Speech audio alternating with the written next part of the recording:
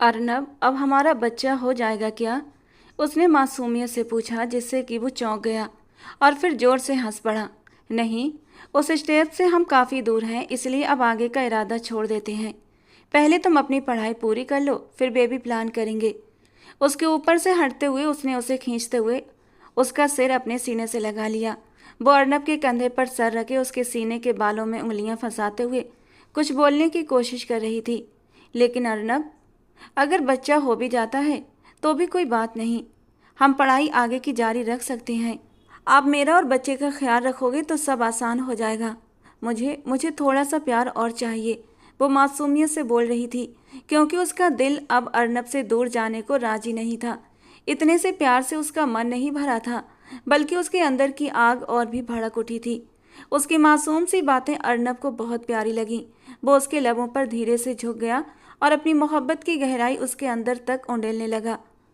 धीरे धीरे उसकी नाइटी का ऊपरी गाउन हटाने लगा और अर्नब के नरम गरम होठों का स्पर्श उसके जिस्म पर बारिश की तरह गिरने लगा। जानवी की उंगलियां उसके बालों में फंस गईं और जब बेकरार होते हुए अर्नब ने उसकी मुलायम धड़कनों पर अपने होंठ रखे तो एक मचलती हुई सिसकी जानवी के होंठों से निकली थी। बस अब और नहीं, इससे आगे बढ़ा तो सारी हदें पार कर दूंगा। जब वो जानवी के कमरे में दाखिल हुआ तो वॉशरूम से पानी गिरने और गुनगुनाने की आवाज़ें सुनाई दे रही थीं। अर्नब ने एक गहरी सांस ली और बालकनी में जाकर खड़ा हो गया।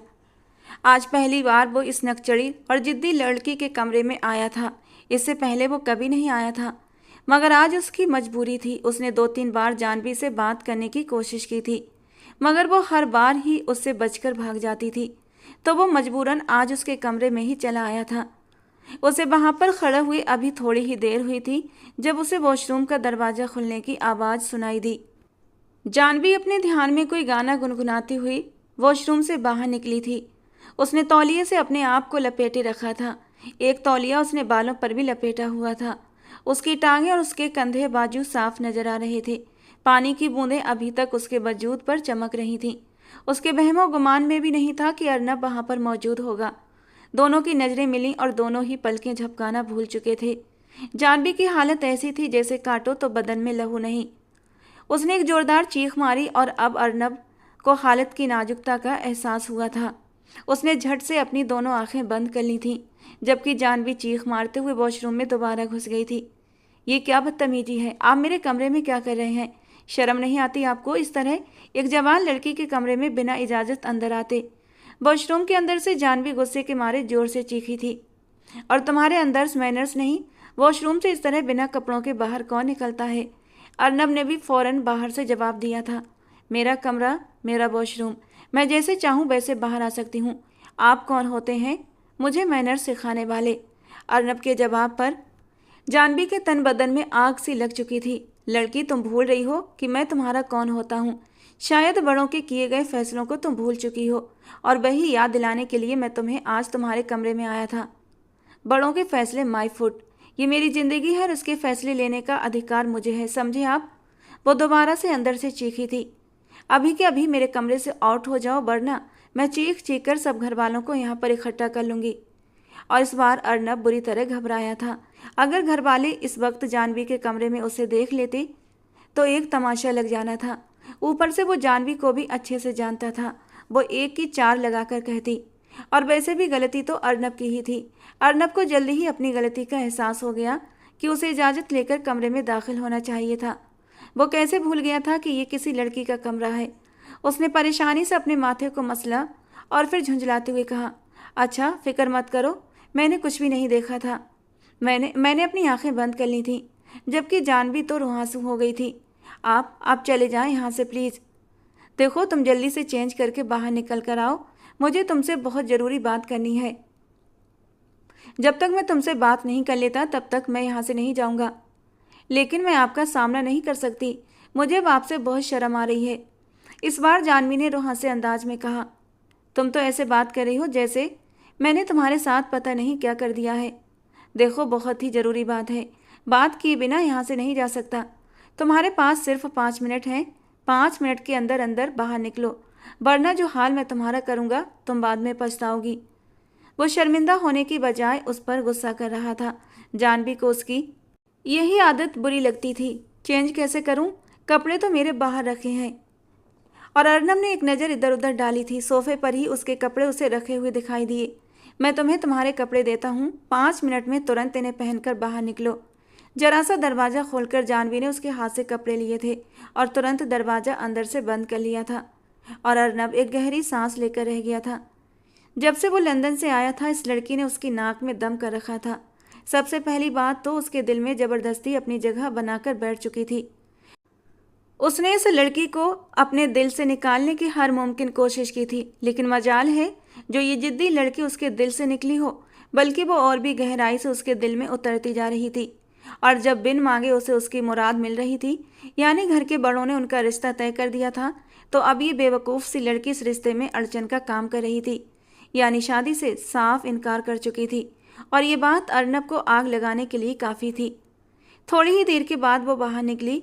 अब की बार उसने दुपट्टे से अपने आप को पूरी तरह ढक रखा था, लेकिन शर्मिंदगी की वजह से उसके गाल अब भी हल्के गुलाबी हो रहे थे।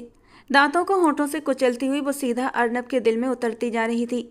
ब्लैक सूट के ऊपर रेड बड़ा सा दुपट्टा कंधों पर डाले वो इस वक्त बेहद मासूम लग रही थी, जबकि अर्नब की नज़रों के सामने तो उसका वही बोल्ड हुलिया घूम रहा था। उसने बेसाख्ता अपने सिर को झटका, जैसे खुद को नॉर्मल करने की कोशिश की हो। क्या बात करनी है आपने मुझसे? जानवी ने खुद को संभालते हुए अर्नब के आने का मकसद पूछा था। तुमने शादी से इनकार क्यों किया? अब वो उसकी आंखों में देखकर दो टूक अंदाज में बात कर रहा था। क्योंकि मैं आपसे शादी नहीं कर सकती हूँ। आप मेरे आइडियल पार्टनर नहीं हैं। सड़ियल और बोर इंसान। तुमसे शादी करने से अच्छा मैं आग में न कूद जाऊं। उसने मुंह बनाते बनाते आखिरी बात अपने मन में सोची थी। और वैसे भी शादी करने के लिए उस इंसान में कुछ खास होना जरूरी होता है, जो मुझे आप में बिल्कुल भी दिखाई नहीं देता। इसके अलावा भी और बहुत सी वजह हैं जो मैं दादू को बता चुकी हूँ। आप खुद ही जाकर उनसे पूछ लीजिए। उसने नजरें चुराते हुए कहा था। मुझे उनसे नहीं, मुझे तुमसे बात करनी है। तुम्हारी हिम्मत कैसे हुई इस रिश्ते से इनकार करने की? वो गुस्सा जो कई दिनों से उसके अंदर दबा बैठा था अब बाहर आ चुका था। आप मेरे साथ ज़बरदस्ती नहीं कर सकते। अगर मैं आपको पसंद नहीं करती तो आप मुझे अपने से मोहब्बत करने पर मजबूर नहीं कर सकते। वो उसकी आंखों में आंखें डालते हुए बोली थी। अर्नब उसकी इस कदर बहादुरी पर मुस्कुरा दिया था। एक वक्त था जब वो उससे ठीक से बात भी नहीं कर पाती थी, और अब वो उसकी आंखों में आंखें डालकर उससे बहस कर रही थी। वैसे तुम्हारी इस बहादुरी पर मुझे तुम्हें इनाम दे देना चाहिए। जो कोई भी तुम्हें ये सब सिखा रहा है, मैं तो उसका फ़ैन हो गया हूँ। लेकिन एक बात अपने छोटे से दिमाग में बिठा लो, तुम्हारी शादी सिर्फ और सिर्फ मुझसे होगी। अगर मेरे अलावा किसी और की तरफ नज़र उठाकर भी देखा तो तुम्हारी आंखें निकाल लूँगा। तुम चाहे मुझसे मोहब्बत करो या नफ़रत, चाहे खुशी से मुझसे शादी करो या गुस्से से, शादी अब तो सिर्फ मुझसे ही होगी। दुल्हन तो तुम सिर्फ और सिर्फ अर्नब मेहरा की ही बनोगी। ये कहकर उसने प्यार से उसके गालों को छुआ और कमरे से बाहर निकल गया। लेकिन जाते जाते वो एकदम से रुका था और फिर पीछे पलटा। आंखों में आंखों में ढेर सारी चाहत और मदहोशी समेटे जानवी को गहरी नज़रों से देखा था। तुम्हारे दाएं कंधे पर जो काले रंग का तिल है ना, वो बहुत खूबसूरत है। शादी के बाद खुलकर उसकी तारीफ करूँगा। फिलहाल इतना ही कह सकता हूँ कि तुम पूरी की पूरी कयामत हो। किसी की भी सांसें छीन लेने की अच्छी भली काबिलियत रखती हो, और ये दिल तुम्हारी मोहब्बत में अब धड़क चुका है। ये कहकर उसने बाईं आंख मारी और वहाँ से चला गया, जबकि वो अपनी जगह पर एकदम शिथिल खड़ी की खड़ी रह गई थी। उसका मुंह हैरानी से खुला हुआ था। ये अर्नब था या फिर कोई और था? आज तक उसने अर्नब का ये रूप नहीं देखा था। वो तो हमेशा गुस्से में दिखाई देता था, हर वक्त अपने काम में घुसा रहने वाला, किसी से कोई फालतू बात भी नहीं करता था। लेकिन आज उसके मुंह से ये मोहब्बत भरी बातें सुनकर उसे विश्वास नहीं हो रहा था, जबकि उसके गाल शर्म की वजह से अब लाल हो चुके थे। एक नंबर का फालतू आदमी है।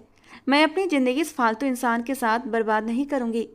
मैं किसी खूबसूरत और रोमांटिक इंसान से शादी करूँगी। अगर इसके साथ रही तो ये मुझे भी अपने जैसा सड़ियल और बेकार बना देगा। प्रपोज करने भी आया तो इतने सड़ियल अंदाज में यूं रौब जमा रहा था जैसे मैं इसकी गुलाम हूँ। बदतमीज कहीं का। कम से कम बंदा एक गुलाब का फूल ही हाथ में ले आता। प्रपोज करने का अंदाज अच्छा होता तो शायद मैं कुछ सोच भी सकती थी। वो मुंह में बड़बड़ाती हुई बोली थी, लेकिन जैसे ही उसे कुछ देर पहले वाला सीन याद आया, उसकी पलकें शर्म से लरज उठी थीं। बेशर्म, भगवान न करे अगर मैं उसे न देख पाती और अपना टॉवल खोल देती तो। आगे तो वो कुछ सोच ही नहीं पाई थी। दुपट्टा एक तरफ रखते हुए हेयर ड्रायर से अपने बाल सुखाने लगी। तुम्हारे दाएं कंधे पर जो काले रंग का तिल है ना, वो बहुत खूबसूरत है। शादी के बाद खुलकर उसकी तारीफ करूंगा। कानों में हल्की सी सरगोशी हुई तो बेख्तियार उसने अपने कुर्ते को दाएं कंधे से थोड़ा सा नीचे किया था। काला तिल उसके कंधे पर वाकई बहुत खूबसूरत लग रहा था। गालों पर शर्म की लाली उतरने लगी थी। अर्नब उसके चाचा के दोस्त का बेटा था। आज से 22 साल पहले, जब अर्नब सिर्फ 4 साल का था, सुनील मेहरा नन्हे से अर्नब को गोद में उठाए हवेली में दाखिल हुए थे। संजय, मेरी अमानत अपने पास संभाल कर रख लो। मैं बहुत मजबूर हो गया हूँ, क्योंकि सविता इसे रखने के लिए राजी नहीं है। उस वक्त मासूम सा अर्नब, जिसकी आंखों में आंसू और डर समाया हुआ था, संजय जी को उस पर प्यार आ गया था और उन्होंने उसे अपनी गोद में समेट लिया। वो अपने दोस्त सुनील मेहरा के हालातों से अच्छी तरह परिचित थे। सुनील जी ने लंदन में ही एक शादी कर रखी थी और अर्नब एंजेलिना और सुनील का बेटा था। अर्नब सिर्फ 1 साल का था कि एंजेलिना को कोई और भा गया और उसने सुनील से तलाक ले लिया। अर्नब को भी उसने सुनील के ही हवाले कर दिया था। सुनील मेहरा हिंदुस्तान वापस आए तो उनकी माँ ने उनकी दूसरी शादी करवा दी। जब तक कि सुनील की माँ जिंदा रहीं वो अर्नब को संभालती रहीं, लेकिन अर्नब की दादी के जाते ही सुनील जी की पत्नी सविता ने अर्नब को अपनाने से साफ इनकार कर दिया और अब वो मजबूर होते हुए अपने इकलौते सहारे संजय जी के पास चले आए थे, अपनी अमानत संजय जी को सौंपने। संजय जी ने अर्नब को अपना बेटा बनाकर पालने का सुनील जी को आश्वासन दे दिया। सुनील जी खुश हो गए थे। उन्हें पूरा यकीन था संजय उन्हें कभी मायूस नहीं करेगा। और फिर धीरे धीरे वो अर्नब से गाफिल होते चले गए। अपनी पत्नी और अपने दूसरे बच्चे के साथ वो लंदन में जाकर शिफ्ट हो गए और तब से उन्होंने अर्नब की खैर खबर लेना भी बंद कर दी थी। अर्नब धीरे धीरे हवेली के बच्चों में घुलने मिलने लगा था। जानवी के पापा अपने तीनों भाइयों के साथ एक ही हवेली में रहते थे। वे लोग बचपन से ही एक साथ बड़े हुए थे। बचपन से ही वो हद से ज़्यादा शरारती और मनमानी करने वाली थी। उसने हर किसी की नाक में दम कर रखा था। उसे घर के बड़े डांटते रहते, मगर वो सिर्फ और सिर्फ अर्नब से डरती थी, जो उसे अपनी मोटी मोटी आंखें दिखाकर चुप करवा देता था। वो बचपन से ही उस पर रौब जमाता आया था। अर्नब बचपन से ही बेहद शांत स्वभाव का मालिक था। अपने काम से काम रखता था, ना तो किसी से ज़्यादा बात करता और ना ही किसी के मामलों में दखल देता था। उसकी अपनी ही एक दुनिया होती थी जिसमें वो मगन रहता। जब उसके बाकी सब कजिन्स इकट्ठा होते तब भी वो उनकी महफिल में नहीं बैठता था। उसके मुंह से वो हमेशा ही सियासत की बातें सुनती थी, जिससे कि वो बोर हो जाती थी। उसके बाकी कजिन्स भी उसी जैसे थे। कोई भी अर्नब को पसंद नहीं करता था। हर किसी की यही कोशिश होती थी कि वो उससे दूर ही रहे तो ज़्यादा अच्छा है। धीरे धीरे बच्चे बड़े हो रहे थे और जब अर्नब 12 साल का हुआ तो सुनील मेहरा को अपने बेटे की याद आई थी। उसके भविष्य की चिंता हुई थी और उन्होंने अर्नब को अपने पास बुला लिया और वहीं लंदन में उसका एडमिशन कराकर उसे एक हॉस्टल में डाल दिया। वहाँ पर अर्नब और भी ज़्यादा तन्हाई पसंद हो गया था और जब अर्नब की पढ़ाई कंप्लीट हुई तो उसने अपने बाप के साथ बिजनेस करने से साफ मना कर दिया था। उसने कहा कि मैं हिंदुस्तान जाकर वहीं अपना बिजनेस और अपनी लाइफ सेट करना चाहता हूँ और वो वापस संजय जी की हवेली में आ गया था। सबसे पहली मुलाकात उसकी जानवी से ही हुई थी और वो मुलाकात इतनी जोरदार थी कि वो उस मुलाकात को पूरी जिंदगी भुला नहीं सकता था। रात के 11 बजे का वक्त था। यार, मैं बहुत ज़्यादा बोर हो रही हूँ, मुझे समझ नहीं आ रहा मैं क्या करूँ, जानवी लॉन्ज के अंदर दाखिल होते हुए बोली। उसके बाकी कजिन्स वहीं पर बैठे टीवी देख रहे थे। कोई फुटबॉल मैच चल रहा था। सोनिया एक सोफे पर बैठी नेल पेंट लगा रही थी, जबकि राहुल मोबाइल में बुरी तरह बिजी था। उसकी आवाज़ पर सबने उसकी ओर नज़रें घुमाकर देखा था। जब तक तुम्हारे अर्नब जी घर पर हैं तब तक तो बोरियत को दूर करना मुश्किल ही नहीं, नामुमकिन है। भाई, क्या बात कर रहे हो, ऐसा मत बोलो। अब तो अर्नब भाई हमारी जानवी के सैया जी बनने वाले हैं। सोनिया ये कहकर ऊंची आवाज़ में हंसने लगी तो वो बुरा सा मुंह बनाते हुए बोली, अगर दोबारा तुमने ये बात कही तो मैं तुम्हारा कचूमर बना दूंगी। मैंने उस खड़ूस से शादी नहीं करनी और मैंने इस बारे में दादी को भी बता दिया है। और तुम्हें लगता है कि दादी जी तुम्हारी बात सुनेंगी? अरे अर्नब साहब तो उनके सबसे फेवरेट होते हैं और अर्नब साहब ने खुद ही तो ये बात कही है कि वो तुमसे शादी करना चाहते हैं। वैसे जिस नज़र से वो तुम्हें देखते थे, मैंने तो तुम्हें पहले ही कह दिया था कि महोदय तुम पर फिदा हो चुके हैं। एक तुम ही थी जो मेरी बात पर यकीन नहीं करती थी। प्लीज़ यार, इस तरह की बातें मत करो। मेरे सर में वैसे ही बहुत तेज़ दर्द है। उसकी शक्ल एकदम रोने वाली हो गई थी। राहुल को उस पर तरस आ गया, इसलिए सोनिया को डांटते हुए बोला, बस कर जाओ, ये फालतू बातें मत करो। अच्छा चलो बैडमिंटन खेलते हैं। काफ़ी अरसा हो गया है, मैंने जानवी के साथ कोई बेट नहीं लगाई। इसको हराने में बहुत मज़ा आएगा। और यूं ही नौजवान कजिन्स का टोला घर के पिछले हिस्से की ओर चला गया, जहां पर बैडमिंटन लगाई गई थी। इसके साथ ही उसका छोटा कजिन स्पीकर भी ले आया था। तेरे चाचा की शादी है क्या? राहुल ने स्पीकर को देखते हुए कहा। उनकी शादी तो काफ़ी पहले हो गई थी और फिर उस शादी का तोहफा भी हमें मिल गया है। रजत ने जानवी की तरफ इशारा किया और खिलखिलाकर हंस दिया, जबकि वो गुस्से से पहलू बदल कर रह गई थी। आज सब लोग ही उसे तंग कर रहे थे और वो अच्छी तरह जानती भी थी कि इसकी वजह क्या है। थोड़ी ही देर में वहां पर टोनी कक्कड़ के गाने गूंजने लगे थे। सब लोग अपनी मस्ती में पूरी तरह डूब चुके थे। उन्हें खेलते हुए थोड़ी ही देर हुई थी कि किसी ने स्पीकर आकर बंद कर दिया। जानवी और राहुल ने गुस्से से पलटकर देखा तो वहां पर अर्नब भाई खड़े थे। कुछ शर्म वरम आती है तुम लोगों को या नहीं? कुछ मैनर्स हैं या नहीं? मगर तुम लोग क्या जानो कि वो क्या चीज़ होती है। अब क्या हो गया? आपने हमें रात के वक्त बाहर जाने से मना किया है, अब तो हम घर के अंदर ही खेल रहे हैं। मुझे नहीं लगता आपको कोई मसला होना चाहिए। ये जवाब जानवी की तरफ से आया था। वो आंखें छोटी छोटी करके उसे घूरने लगा और फिर उसे नज़रअंदाज करते हुए राहुल की तरफ देखता हुआ बोला, मुझे तुमसे ये उम्मीद नहीं थी राहुल। बाकी सब तो हैं ही बेवकूफ़, लेकिन तुम मुझे बाकी सब में थोड़े समझदार लगते थे। लेकिन तुमने भी मेरी उम्मीदों पर पानी फेर दिया। मोहल्ले में मौत हो गई है, उनका नौजवान बेटा मरा है और तुम लोग यहाँ पर ये सब कुछ कर रहे हो। और राहुल ने बेसाख्ता अपने माथे पर हाथ मारा। अरे मुझे तो याद ही नहीं रहा। ब्रजेश अंकल का जवान बेटा जो पिछले 3 महीने से बड़ी बीमारी से जूझ रहा था, आज उसे इस दर्द भरी जिंदगी से छुटकारा मिल चुका है। बस अब याद आ गया ना, तो जरा सी गैरत खा लो और स्पीकर बंद कर दो। चलो जल्दी से सब लोग अंदर जाओ, हम स्पीकर के बिना ही खेलेंगे। इस खेल पर तो कोई पाबंदी नहीं है ना? जानवी बोली। बिल्कुल पाबंदी है। खेल ख़त्म करो और जानवी तुम स्टडी रूम में आओ, मुझे तुमसे एक बहुत ज़रूरी बात करनी है। उन सबको नज़रअंदाज करते हुए जानवी को हुक्म सुना था। वो वहाँ से जा चुका था। वो लोग जो थोड़ी देर पहले तक बहुत ज़्यादा पुरजोश थे, एक्साइटेड थे, उनका मूड अब बुरी तरह ख़राब हो चुका था। यार ये इंसान हमें कभी खुश देख ही नहीं सकता। धौंस तो ऐसे जमाता है जैसे इस हवेली का मालिक है। पता नहीं हमारे माँ बाप और दादी ने इस गैर लड़के को इतना सर क्यों चढ़ाया हुआ है। सोनिया ने गुस्से से स्पीकर को लात मारी और अपने कमरे में चली गई। बाकी कजिन्स भी वहाँ से चले गए थे। मुझे तो लगता है तुम्हारे होने वाले पतिदेव जी जल गए हैं। जाओ जाकर मना लो उन्हें। रजत ने भी मुंह बनाते हुए जानवी को चढ़ाया था। चोंच बंद करो अपनी। जानवी ने गुस्से से रजत को घूरा। उसका तो मैं आज मुंह तोड़ दूंगी, वो कहती हुई गुस्से से स्टडी रूम में दाखिल हुई थी, जहां अर्नब इधर से उधर घूमते हुए जानवी का ही इंतजार कर रहा था। चेहरे पर वही पुराना रौब और दबदबा था जिसे देखकर हर कोई सहम जाया करता था। जानवी जो इस कदर गुस्से में अंदर दाखिल हुई थी, उसकी बोलती एक पल में ही बंद हो गई थी और चुपचाप उंगलियां मरोड़ते हुए उसके सामने जाकर खड़ी हो गई थी। अर्नब उसे सामने खड़ा देखकर एक गहरी सांस लेता है और बोलना शुरू करता है। देखो जानवी, मैं तुमसे शादी करने पर तुम पर दबाव नहीं डाल रहा। मैं तुम्हें थोड़ा सा वक्त और दे रहा हूँ ताकि तुम अच्छे से सोच समझ लो। तुम्हारे पास 1 महीने का वक्त है।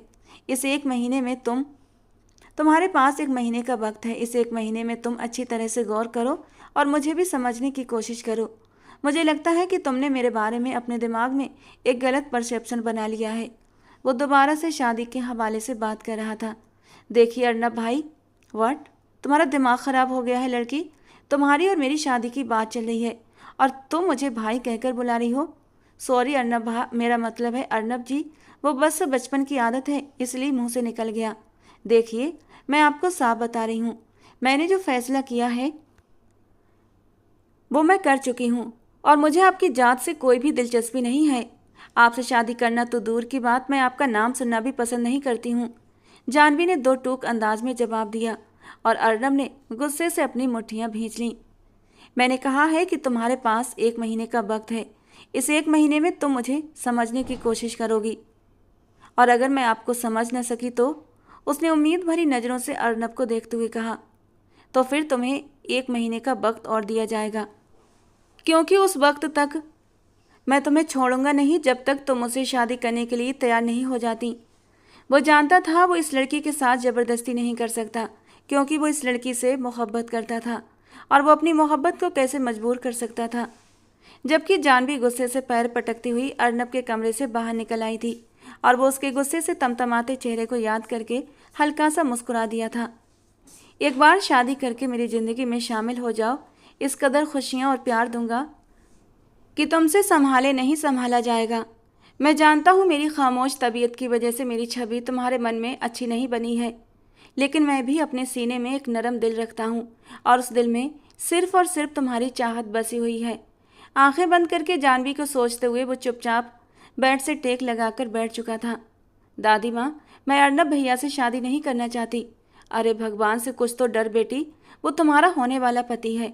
दादी माँ आप बस, मैंने तुम्हारी बात सुन ली और तुम्हारे फैसले की इज्जत भी कर ली, लेकिन तुमने ही तो कहा था कि जो भी मैं तुम्हारे लिए फैसला करूंगी तुम्हें मंजूर होगा। अर्नब से अच्छा लड़का तुम्हें कभी नहीं मिलेगा। दादी वो मेरे लायक नहीं है, मेरी जान, वो तुमसे 100 गुना बेहतर है। और वो मुंह खोले दादी माँ के चेहरे को ऐसे देख रही थी जैसे उसे अपनी दादी से ऐसी उम्मीद ना हो। दादी आप एक बात सच सच बताइए, वो रो देने वाले अंदाज में बोली थी। हाँ पूछो बेटा, मैंने कभी आज तक तुमसे कुछ छुपाया है जो आज मैं झूठ बोलूँगी? आप सच में मेरी दादी हैं ना, या फिर आप मुझे कहीं से उठाकर लाई हैं? वो रोते रोते दादी के घुटनों से लगकर बैठ चुकी थी। अर्नब जैसे खड़ूस बंदे से शादी करने में ही उसकी जान जा रही थी। जिस इंसान को एक पल सहन नहीं कर सकती थी, पूरी जिंदगी उसके साथ कैसे गुजारेगी, यही सोचकर जानवी की जान निकल रही थी। कैसी बातें कर रही हो जानवी बेटा, तुम्हारी ही दादी हूँ। पहली बार तुमने मेरी ही गोद को महसूस किया था, तो फिर दादी अब मेरी बजाय उस अजनबी लड़के की साइड आप क्यों ले रही हैं? अरे वो अजनबी थोड़ी है, बचपन से देखा भाला बच्चा है और कितना भला संस्कारी। आज के ज़माने में ऐसे बच्चे कहाँ मिलते हैं, और फिर कितना खूबसूरत, कितना हैंडसम, और न जाने कितनी लड़कियां तो उसके सपने सजाए बैठी हैं, और तू है कि इतने अच्छे रिश्ते के लिए मना कर रही है। दादी माँ, सिर्फ खूबसूरती ही सब कुछ नहीं होती। एक लड़की अपने होने वाले पति में और भी बहुत कुछ देखती है। मैं सिर्फ खूबसूरती की बात नहीं कर रही जानवी, अर्नब एक संपूर्ण मर्द है जो अपनी पत्नी को बहुत खुश रख सकता है। बस अब 1 हफ्ते बाद तुम्हारा और उसका विवाह हो जाएगा। तो इसका मतलब बाकी कजिन जो कह रहे थे वो सब सच था? आपने मेरा रिश्ता तय कर दिया और बस मुझे हुक्म सुना रही हैं? अगर आपको यही सब कुछ करना था तो पहले मुझे झूठी उम्मीद क्यों दी थी? आप मुझसे ज़बरदस्ती तो कर लेंगी, लेकिन एक बात हमेशा याद रखना दादी, मैं उसे कभी भी पति की तरह इज्जत नहीं दूंगी। उंगली उठाकर धमकी भरे लहजे में कहती वो वहाँ से जा चुकी थी। उसका दिल बुरी तरह टूट चुका था। जिस इंसान से वो हमेशा दूर भागती थी, वही इंसान अब उसकी किस्मत में हमेशा के लिए शामिल होने जा रहा था। इससे बड़ा और क्या न्याय हो सकता था? उसे वो अच्छी तरह याद था जब वो हर काम अर्नब से छुप कर क्या करती थी। उसे डर रहता था कि कहीं अर्नब को पता न चल जाए, क्योंकि वो सिर्फ खुद ही उसे नहीं डांटता था बल्कि घर वालों से भी डांट लगवाता था, और वो ये सब उसकी भलाई के लिए ही तो करता था, क्योंकि अर्नब को अंदाजा था जानवी तब तक नहीं रुकती जब तक कि घर के बड़े उसकी हरकतों के बारे में जान न लें। अगले दिन जब वो तैयार होकर बाहर निकली, सामने ही अर्नब अपनी कार स्टार्ट किए खड़ा था। गाड़ी में आकर बैठ जाओ, मैं तुम्हें छोड़ देता हूँ, उसने 2 टूक अंदाज में कहा और दरवाज़ा खोल दिया। जानवी उसके साथ जाना नहीं चाहती थी, मगर फिर मजबूरी में उसे कार की आगे वाली सीट पर बैठना पड़ा, लेकिन मुंह गुस्से से बुरी तरह फूला हुआ था। उसका ये नाराज नाराज सा रूप भी अर्नब के दिल में उतरता जा रहा था। एक बात बताओ जानवी, अर्नब ने गाड़ी स्टार्ट करते हुए उसकी ओर सवालिया नज़रों से देखा था। तो मुझे पसंद क्यों नहीं करती? क्योंकि आप एक नंबर के अकड़ू इंसान हैं। आपके अंदर ज़िंदगी को एंजॉय करने की बिल्कुल भी सेंस नहीं है। इतना सब कुछ तुमने मेरे बारे में जान लिया, मगर मुझे नहीं लगता कि हम कभी भी एक दूसरे से ढंग से बात भी किए हैं। इंसान को देख कर ही अंदाज़ा लग जाता है कि वो कितना पानी में है। वो उसे सिर से लेकर पैर तक गहरी निगाहों से घूरती हुई बोली थी, और अर्नब जोर से हंस पड़ा। तो फिर तुम्हें मेरे बारे में जरा भी अंदाज़ा नहीं है, क्योंकि मैं वैसा बिल्कुल भी नहीं हूँ जैसा तुम सोच रही हो। वो उसे तिरछी नज़रों से देखते हुए बोल रहा था। उसकी आंखों में एक अजीब सी तपिश थी जिससे जानवी का शरीर अब कांपने लगा था। अगले ही पल अर्नब ने उसका हाथ अपने हाथों में थामते हुए हल्के से दबा दिया था और जानवी बुरी तरह हड़बड़ाई थी। इस बात की उसे उम्मीद नहीं थी कि अर्नब उसका यूं हाथ पकड़ लेगा।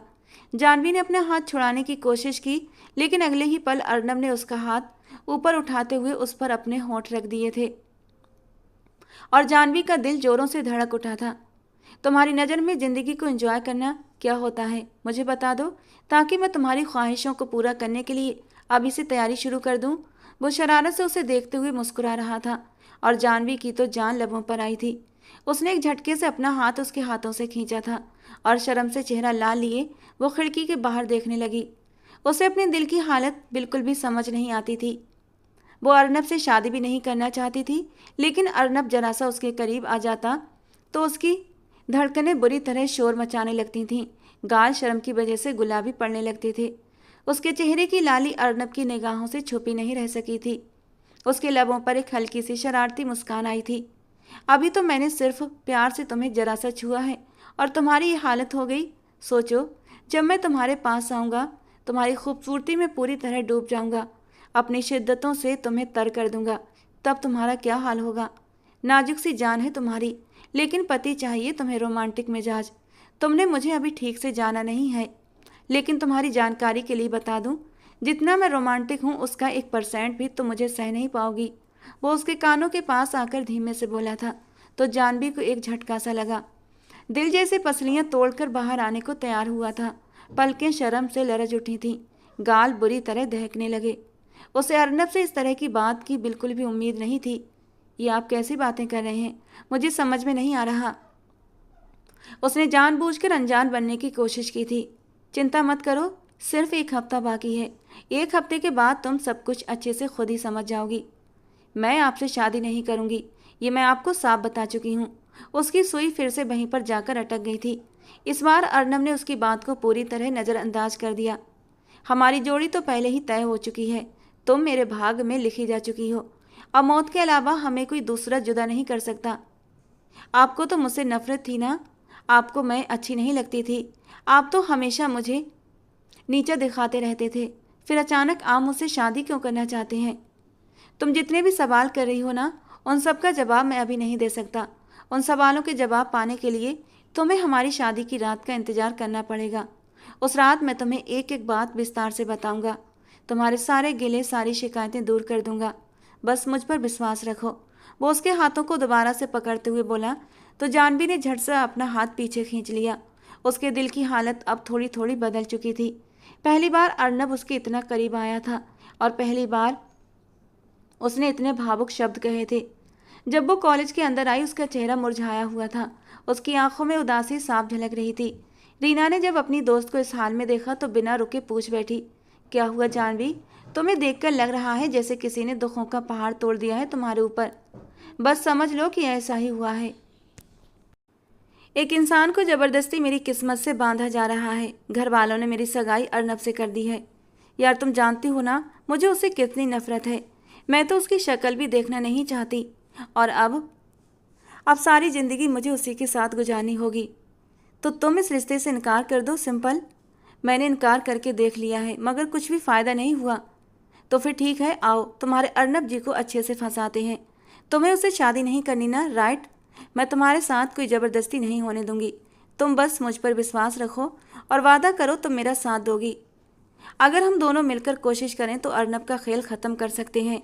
हम कुछ ऐसा करेंगे कि सांप भी मर जाए और लाठी भी नहीं टूटे। तुम्हें इनकार भी नहीं करना पड़ेगा और तुम्हारी शादी भी अर्नब से टूट जाएगी। क्या तुम सच कह रही हो? क्या वाकई ऐसा मुमकिन है? वो एकदम जोश से बोली। कई दिनों से जो तनाव उसके मन में था अब वो थोड़ा सा हल्का हो चुका था। रीना उसे हमेशा से इसी वजह से पसंद थी। वो उसकी हर मुश्किल का हल मिनटों में निकाल देती थी। हाँ, मैं बिल्कुल सच कह रही हूँ और तुम जानती हो मैं जो कहती हूँ वो करके दिखाती हूँ। उसने गर्व से अपने कॉलर को झाड़ते हुए कहा तो दोनों हंस पड़ी। लेकिन रीना, तुम ये काम कराओगी कैसे?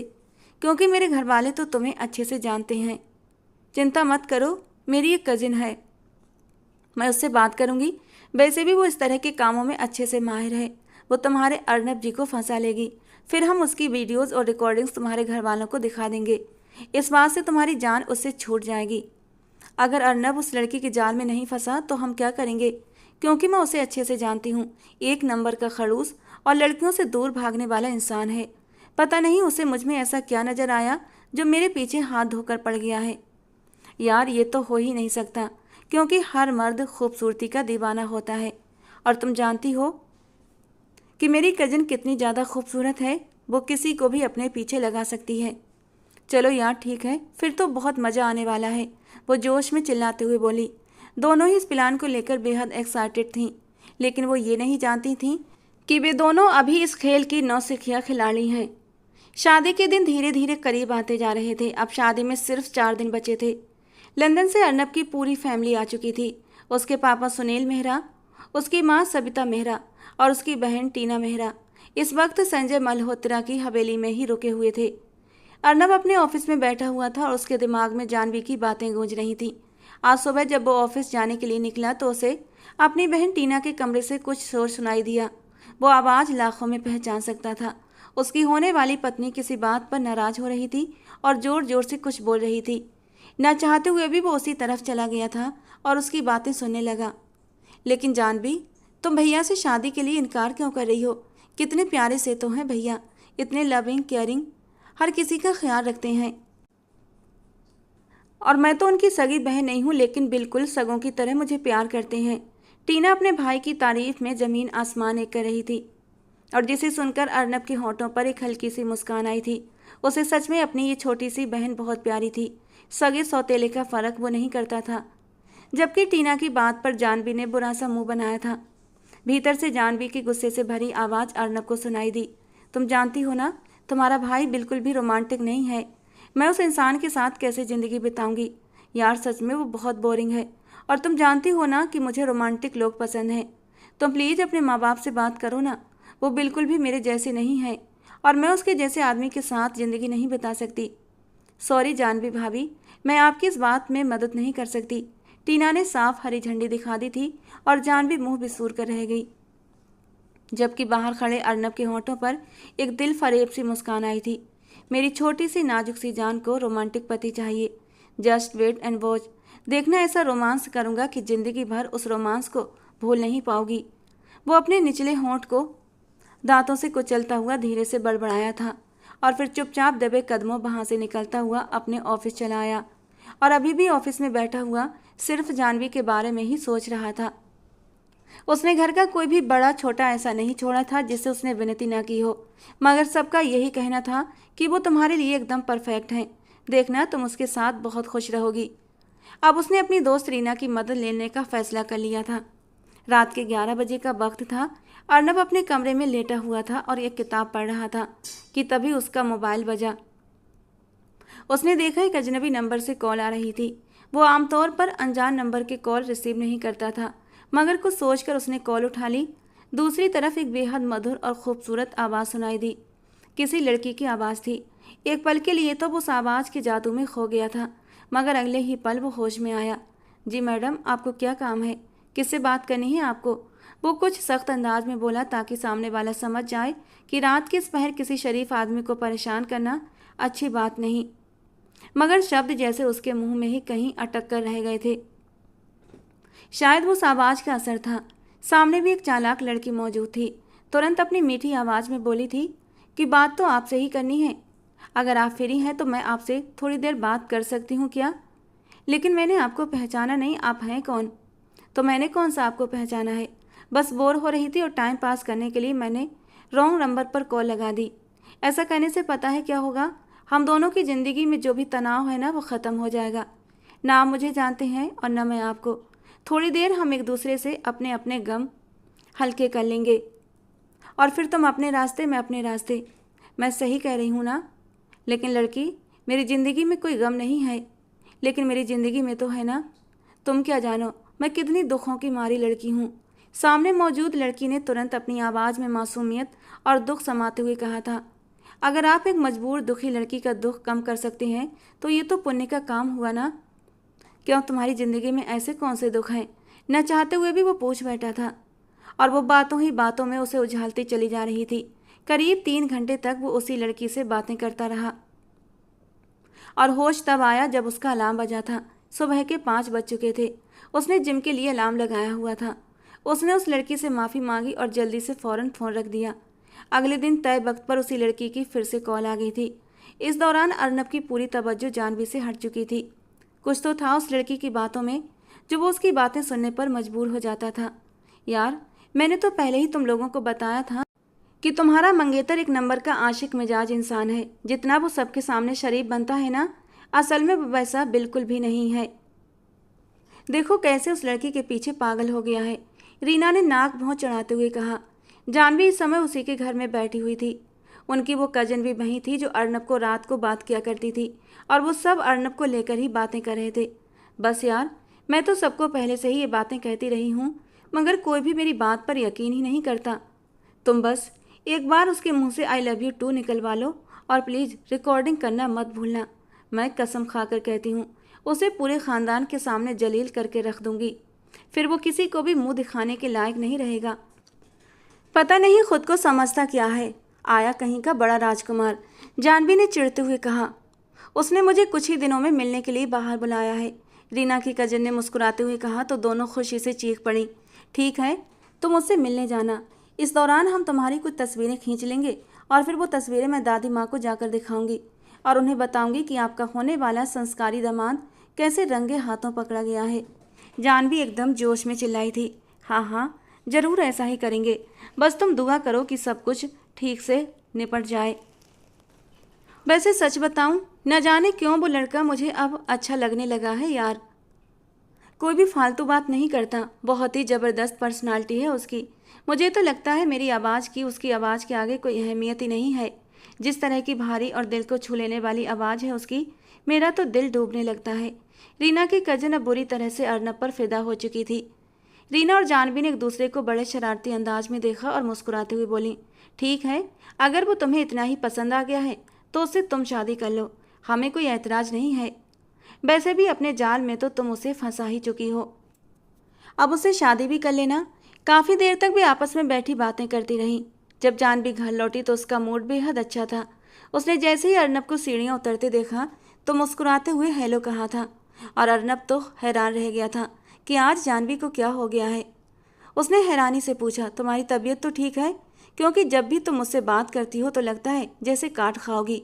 हाँ, मैं बिल्कुल ठीक हूँ, मुझे क्या होना है, जाह्नवी ने खुशनुमा अंदाज में जवाब दिया। मगर वो ज़्यादा देर तक खुश नहीं रह सकती थी। बस 2 दिन बाद ही दोनों का विवाह हो जाना था।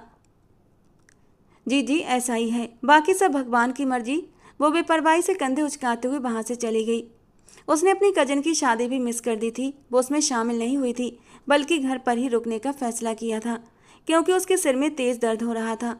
वो लिविंग रूम में बैठकर उस दिन टीवी देख रही थी, तभी उसका मोबाइल बजा। उसने देखा कि रीना की कजन की ओर से वीडियो कॉल आ रही थी। उसने बड़े उत्साह से कॉल उठाई, मगर सामने जो चेहरा था उसे देखकर तो उसके पैरों तले से ज़मीन ही खिसक गई थी। Hello my lady, my love, my life, कैसी हो? वो और कोई नहीं बल्कि अर्नब ही था। उसके हाथ से मोबाइल छूटकर ज़मीन पर गिरा था। उसने जल्दी से मोबाइल उठाया, मगर सामने का मंजर अब भी वही था। अर्नब मेघा के साथ एक रेस्टोरेंट में बैठा हुआ था। देखा, छोटी सी नादान लड़की, अर्नब ने कहा। मैंने तुमसे पहले ही कहा था कि मैं तुमसे बेइंतहा मोहब्बत करता हूँ और तुम्हारे लिए कुछ भी कर सकता हूँ, लेकिन तुमने मुझ पर भरोसा नहीं किया। मैंने तुम्हें हर तरह से समझाया और चेतावनी भी दी थी कि कोई भी उल्टी सीधी हरकत मत करना, वरना अपने जाल में खुद ही फंस जाओगी। आप क्या कह रहे हैं, मुझे कुछ भी समझ नहीं आ रहा, जाह्नवी ने मासूम बनते हुए कहा। तभी अर्नब ने एक रिकॉर्डिंग चला दी जिसमें उसकी आवाज़ साफ सुनी जा सकती थी। यार, तुम किसी तरह से अर्नब को फंसाओ, फिर मैं उसे पूरे घर वालों के सामने जलील करूँगी। मेरी जान, मैंने तुम्हारे मोबाइल में एक डिटेक्टर कनेक्ट किया हुआ था। अब जो भी बातें तुम करती थीं मुझे साफ सुनाई देती थीं, क्योंकि इतना तो मुझे पहले ही अंदाज़ा था, तुम बिना कोई चालाकी किए रह ही नहीं सकती हो। तुमने दोबारा किसी भी तरह की चालाकी करने की कोशिश की तो मैं सच कहता हूँ कि दादी को सारी रिकॉर्डिंग सुना दूंगा। फिर सोचो तुम्हारी क्या इज्जत रह जाएगी सब लोगों पर। सब लोग तुम पर कितना भरोसा करते हैं, सबको तुम पर विश्वास है, सब तुम्हारी इज्जत करते हैं। अगर उन्होंने ये सब सुन लिया तो क्या तुम्हें लगता है कि वो तुम्हें फिर भी वही सम्मान देंगे?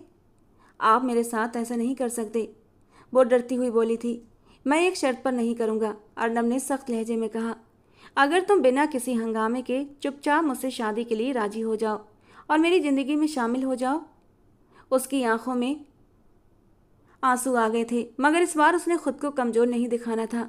ठीक है, मैं आपसे शादी के लिए तैयार हूँ।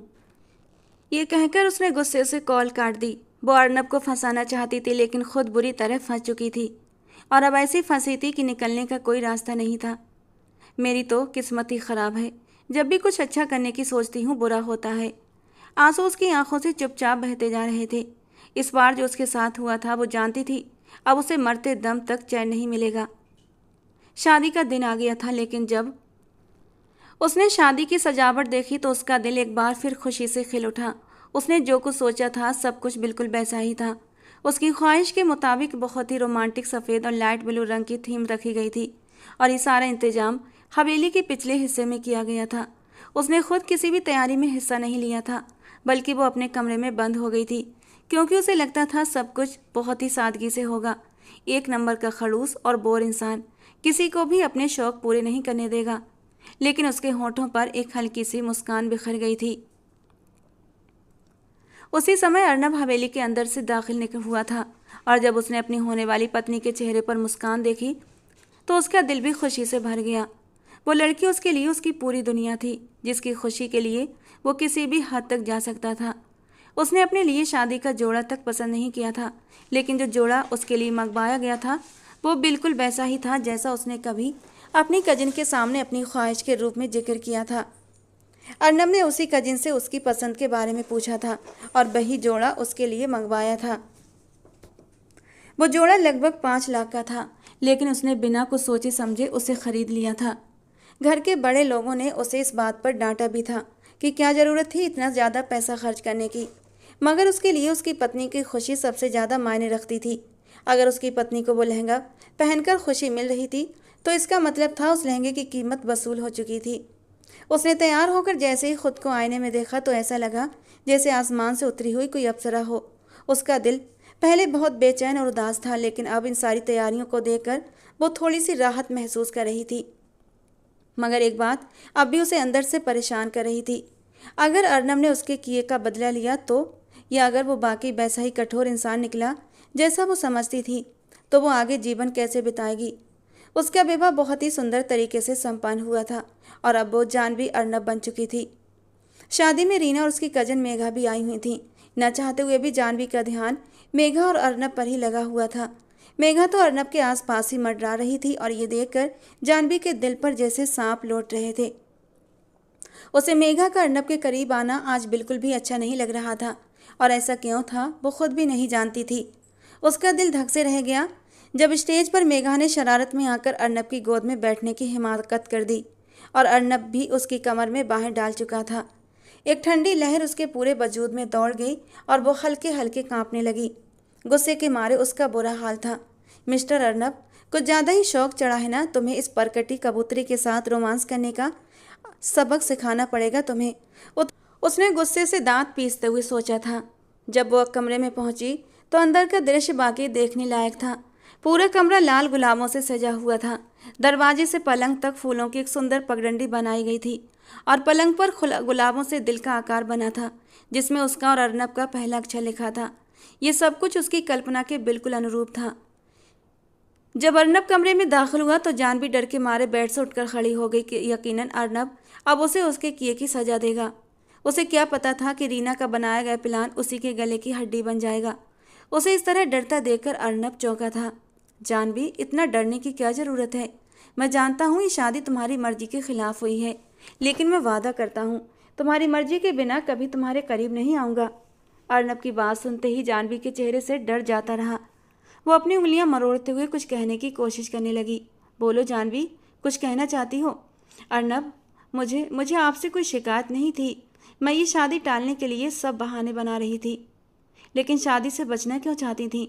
इसीलिए ना कि मैं ज़्यादा रोमांटिक नहीं हूँ और तुम्हें रोमांटिक पति चाहिए था। अर्नब ने हल्के से हंसते हुए अपनी घड़ी उतार कर साइड टेबल पर रखते हुए जानवी से पूछा। हाँ, ये बात भी थी, लेकिन असली वजह कुछ और थी। मैं अभी पढ़ना चाहती थी, लेकिन घर वालों ने मेरी ये जिद ये कहकर तोड़ दी कि शादी के बाद भी पढ़ाई की जा सकती है। लेकिन मुझे पता है शादी के बाद कोई नहीं पढ़ता, सब घर गृहस्थी और बच्चों में उलझ जाते हैं। मुझे पता है शादी के अगले साल ही बच्चा हो जाता है अब मेरी सहेली को ही देख लो, उसके घर वालों ने कहा था कि शादी के बाद पढ़ लेना। शादी हो गई और जब उसके एग्ज़ाम होने वाले थे तभी उसकी डिलीवरी भी का समय चल रहा था। बस छूट गई उसकी पढ़ाई बीच में ही, और बस इसीलिए मुझे ऐतराज़ था। अर्नब जोर से हंस पड़ा। बस इतनी सी बात? तो तुम मुझे पहले बता देती। ये तो बहुत अच्छी बात है जानवी कि तुम पढ़ना चाहती हो, और मैं भी वादा करता हूँ तुम्हारे हर सपने को पूरा करने में तुम्हारा साथ दूंगा। तुम्हें डॉक्टर बनना है ना? शौक से डॉक्टर बनो। मैं तुम्हारे सपने के बीच कभी नहीं आऊँगा। जब तक तुम्हारा सपना पूरा नहीं हो जाता हम अपने रिश्ते की शुरुआत नहीं करेंगे। न हम दोनों एक दूसरे के करीब आएंगे और ना ही बच्चा होगा। अब तो खुश? जानवी हैरत से उसे देखती रह गई। कोई इतना महान कैसे हो सकता है? जाओ, जाकर फ्रेश हो जाओ और सो जाओ। ये कहकर वो अपने स्टडी रूम में चला गया था और जानवी को बिल्कुल भी यकीन नहीं हो रहा था कि कोई इतना अच्छा भी हो सकता है। अगले दिन उनकी रिसेप्शन पार्टी थी और मेघा फिर से आई थी। आज भी वो कोई मौका नहीं छोड़ रही थी अर्नब के करीब आने का, जबकि जानवी अंदर ही अंदर जल भुन रही थी। पार्टी होते होते काफ़ी रात हो चुकी थी जब मेघा अर्नब के पास आई। अर्नब, देखो ना, मेरा ड्राइवर मुझे लेने अब तक नहीं आया है। मैं घर कैसे जाऊंगी? तो उससे क्या करी हो, मुझसे कहो। मैं तुम्हें अपने ड्राइवर के साथ भेज देती हूँ, जानवी बोली। कैसी बातें कर रही हो जानवी? एक जवान लड़की को अकेले ड्राइवर के साथ भेज दोगी? तुम्हें पता है ना आजकल ज़माना कितना ख़राब है। वो मासूमियत की सारी हदें पार करते हुए बोली थी और जानवी दांत पीस कर रह गई। अर्नब प्लीज़ तुम मुझे छोड़ दो ना, बस आधे घंटे की तो बात है। वो ऐसे जिद कर रही थी जैसे वो उसकी कुछ लगती है। जानवी, मेघा सही कह रही है, हमें उसकी जिम्मेदारी लेनी ही चाहिए। आखिर वो हमारी मेहमान है और हमारा फ़र्ज बनता है उसे सुरक्षित उसके घर तक पहुंचाना। चलो मेघा, मैं तुम्हें छोड़ आता हूँ। और जानवी का तो तन बदन गुस्से से कांपने लगा था। अर्नब उसे कितनी लगन से छोड़ने जा रहा था। थोड़ी देर बाद वो लौट आया था, तब तक जानवी भी रूम में चली गई थी। जानवी अब उसका कमरे में आने का इंतजार कर रही थी, लेकिन उसका गुस्सा अब भी आसमान पर था। जैसे ही अर्नब कमरे में दाखिल हुआ, जानवी ने तेज आवाज़ में कहा, बहुत अच्छे, अब मेहमानों को घर तक छोड़ना भी तुम्हारी जिम्मेदारी बन गई है। अर्नब समझ गया था कि अब तूफान आ चुका है। जानवी, मेघा अकेली थी। तो क्या हुआ? मैंने कहा था ना मैं उसे ड्राइवर के साथ भिजवा दूंगी। लेकिन तुम्हें तो बस हीरो बनने का शौक है ना, हर लड़की के लिए महान बनने की ज़रूरत नहीं है। तुम गलत समझ रही हो। भले ही जानवी ने अर्नब से शादी से इनकार कर दिया था, लेकिन अब वो उस पर सिर्फ अपना हक समझती थी। कोई और आकर उस पर अपना दावा कैसे कर सकता था? उसका दिल चाह रहा था या तो उस लड़की को ख़त्म कर दे या फिर अर्नब को। आज पूरा दिन अर्नब उस पर कटी कबूतरी के साथ बिजी रहा था और ये जानवी को अंदर तक चुभ गया था। उसकी आंखें भर आई थीं। वो सीधी हुई और अर्नब की ओर देखने लगी, जो अपने माथे पर हाथ रखे अब आराम से सो चुका था। अब तो उसका ये सोना भी जानवी को हजम नहीं हो रहा था। वो धीरे धीरे खिसक कर अर्नब के पास आ गई थी और हल्के से उसे छूने लगी, जैसे अपनी मौजूदगी का एहसास दिला रही हो। उसकी नज़दीकी से अर्नब चौंका था, लेकिन सांस रोके लेटा रहा, कुछ भी नहीं बोला था। अगले ही पल जानवी धीरे धीरे उसके और भी करीब हुई थी, यहाँ तक कि उसकी धड़कनें अर्नब के कंधे को छूने लगी थीं और अर्नब के पूरे तन बदन में एक ज्वाला सी भड़क उठी थी। क्या मसला है तुम्हारा जानवी? क्यों पास आ रही हो? वो एकदम झुंझलाकर बोला था। अर्नब की इस कड़ी प्रतिक्रिया पर जानवी की आंखों में आंसू आ गए। वो कुछ कह न सकी, गला रुंध गया। वो चुपचाप उठी, तकिया उठाया और जाकर सोफे पर लेट गई। उसका ये रूप देखकर अर्नब माथा मसलता रह गया था। जानवी अपनी पीठ मोड़कर आंसू बहाने लगी, लेकिन जानवी का रोना भी अर्नब को सहन नहीं हो रहा था। एक गहरा सांस लेते हुए अर्नब उठा और उसके पास चला आया। उसे बाहों में भर लिया। छोड़िए मुझे। वो घबरा गई थी और हाथ पैर मारने लगी, खुद को छुड़ाने की कोशिश करने लगी, लेकिन अर्नब ने उसे सीधा बिस्तर पर लाकर छोड़ा। लड़ना है, रोना है, जो भी करना है यहीं करो, लेकिन बेड से नीचे मत उतरना, वरना मुझसे बुरा कोई नहीं होगा। वो सख्त लहजे में बोला। क्यों नहीं जाऊँ नीचे? मेरी मौजूदगी से आपको दिक्कत हो रही है ना? पूरा बिस्तर चाहिए तो ले लीजिए। मैं अब से हमेशा सोफे पर ही सो जाया करूँगी, बल्कि कल ही दूसरा बेड भी मंगा लूँगी। वो गुस्से में क्या क्या बोल रही थी, बिना सोचे समझे उसे कुछ भी पता नहीं था। अर्नब ने गहरी सांस ली। जानवी, मैंने तुम्हें बेड पर सोने से मना नहीं किया, लेकिन तुम भी जानती हो कि तुम किस कदर मेरे करीब आ रही थी। इंसान हूँ मैं, अगर बहक गया तो फिर तुम मुझे ही इल्ज़ाम दोगी। जानवी ने मासूमियत से कहा। लेकिन मुझे बस आपके सीने पर सिर रखकर सोना था, वैसे जैसे बाकी कपल्स करते हैं। बात सिर्फ यहीं तक नहीं रुकेगी जानवी, इससे आगे फिर एक तूफान आएगा जो तुम सह नहीं सकोगी। तुम समझ नहीं रही हो। अर्नब अब चिंता में था। तो आप समझा दीजिए ना, क्या मसला है? मैं आपके सीने पर सिर भी नहीं रख सकती, और वो परकटी कबूतरी तो आपके गले से ऐसे लिपटी थी जैसे पता नहीं क्या हो, और आप भी उसे अपनी गोद में बिठा रहे थे। वो अपने आंसू पोंछते हुए तिल मिलाकर बोली थी, मुझे भी आपके करीब होना है, आपके कंधे पर सर रखना है, आपकी बाहों में सुकून से सोना चाहती हूँ। बस बीबी हूँ आपकी, और बीबी के कुछ हक होते हैं। वो अपने बहते हुए आंसू और नाक पोंछते हुए सूं सूं करते हुए बोली थी। वो घुटनों के बल थोड़ा सा आगे को झुकी, और अर्नब अब चौंक कर उसे देखने लगा था। एक झटके में अर्नब ने उसे कमर से पकड़कर अपने सीने से लगा लिया। दोनों की धड़कनों ने शोर मचाना शुरू कर दिया। तो तुम्हें बीबी वाले हक चाहिए? अब अर्नब का लहजा गंभीर था। हाँ, बीबी हूँ तो बीबी वाला ही हक लूंगी ना, पति वाला हक लेने से तो रही। वो भी उसी गंभीरता से बोली। और अगर अगर इन हकों के बीच बच्चा हो गया तो तुम्हारी पढ़ाई का क्या होगा? एक पल को कमरे में खामोशी छा गई। जानवी ने माथा सिकोड़ते हुए कहा, आप मुझे उल्लू मत बनाइए, पास आने से बच्चा थोड़ी हो जाता है, इतना तो मुझे भी पता है। अच्छा, फिर बच्चा कैसे पैदा होता है ये भी बता दो। वो शरारत से अपने होठों को दबाता हुआ बोला था। उसके लिए तो पति पत्नी को। कहते कहते जानवी को एहसास हुआ कि वो कुछ ज़्यादा ही बोल चुकी है, और जल्दी से अपने होंठ दांतों के नीचे दबा गई। अर्नब उसे देखता रह गया। वो जैसे उसकी मासूम बातों से फिर से एक बार हार गया था। जब नज़दीक आओगी तो एक तूफान खुद ब खुद आ जाएगा, और उस तूफान में वो सब कुछ हो जाएगा जो बच्चा पैदा करने के लिए ज़रूरी होता है। उसकी आवाज़ धीमी लेकिन गंभीर थी। अरे नहीं नहीं, इतना बड़ा तूफान नहीं चाहिए, बस मुझे थोड़ा सा प्यार चाहिए। अच्छा, थोड़ा सा प्यार चाहिए? और वो मासूमियत से सर हाँ में हिलाने लगी। अगले ही पल वो उसे तकिए पर हल्के से पटकता हुआ अपनी शर्ट उतार चुका था, और अब बादल बनकर उस पर छा गया। अरे ये आप क्या कर रहे हैं? वो एकदम घबराई हुई सी बोली। उसका दिल जैसे सीना तोड़कर बाहर आने को बेताब था। मैं तुम्हें तुम्हारा हक दे रहा हूँ जो किसी और को नहीं दे सकता। तुम्हें वो एहसास दिला रहा हूँ जो सिर्फ तुम्हारा है और सिर्फ तुम्हारा ही रहेगा। उसके कानों में उसकी मीठी मीठी आवाज़ गूंजने लगी, जिससे वो कांप उठी। अर्नब ने उसके गालों पर अपने लब रखे, फिर थोड़ी पर प्यार से उसे छू लिया था। दोनों की धड़कनों का शोर एक दूसरे के कानों में गूंज रहा था। वो गहरी सांस लेकर आंखें खोलता हुआ बोला, बस इतना प्यार काफ़ी है या और आगे बढ़ूं? वो उसके नरम होठों को उंगलियों से छूते हुए बोला था। दिल बुरी तरह मचल रहा था उन होठों की नरमी चुराने के लिए, लेकिन उसने खुद को संभाला हुआ था। अब हमारा बच्चा हो जाएगा क्या? उसने मासूमियत से पूछा था, जिससे कि वो चौंक गया और फिर जोर से हंस पड़ा। नहीं, उस स्टेप से हम अभी काफ़ी दूर हैं, इसलिए अब आगे का इरादा छोड़ देते हैं। पहले तुम अपनी पढ़ाई पूरी कर लो, फिर बेबी प्लान करेंगे। उसके ऊपर से हटते हुए उसने उसे पीछे खींचते हुए उसका सिर अपने सीने से लगा लिया। वो अर्नब के कंधे पर सर रखे उसके सीने के बालों में उंगलियां फंसाते हुए कुछ बोलने की कोशिश कर रही थी। लेकिन अर्नब, अगर बच्चा भी हो जाता है तो भी कोई बात नहीं, हम पढ़ाई जारी रख सकते हैं।